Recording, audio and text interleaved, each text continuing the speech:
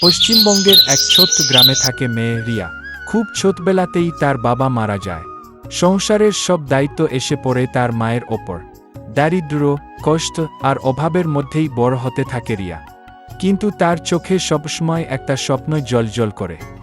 রিয়া ছোটবেলায় তার মাকে বলতো, মা, সবাই তো বাবার হাত ধরে স্কুলে যায়, আমার বাবা কোথায়? মেয়ের এই কথা শুনে মায়ের চোখে জল হাসার চেষ্টা করে এবং বলে, তোর বাবা এখন আকাশের তারা হয়ে গেছে মা, সেখান থেকে তোকে দেখছে। মায়ের এই কথা শুনে রিয়া কিছু না বলে আকাশের দিকে তাকিয়ে থাকে। মনে মনে যেন সে বাবার সাথে কথা বলে। বাবা, তুমি দেখো আমি একদিন অনেক বড় হব। দিন যায়, বছর যায়।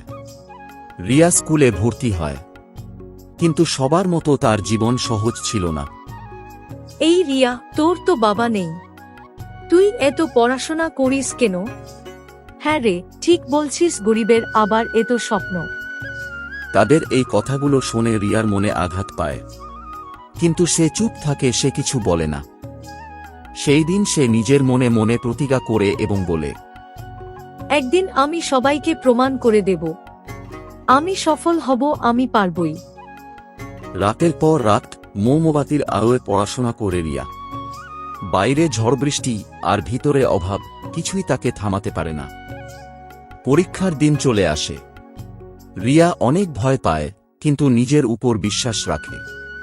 পরীক্ষা শেষ হয়, তারপর ফলের দিন আসে এবং রিয়া পাশ হয়। তো বন্ধুরা, এই গল্প থেকে আমরা শিখলাম যে পরিশ্রম করলে একদিন ঠিকই ফল পাওয়া যায়।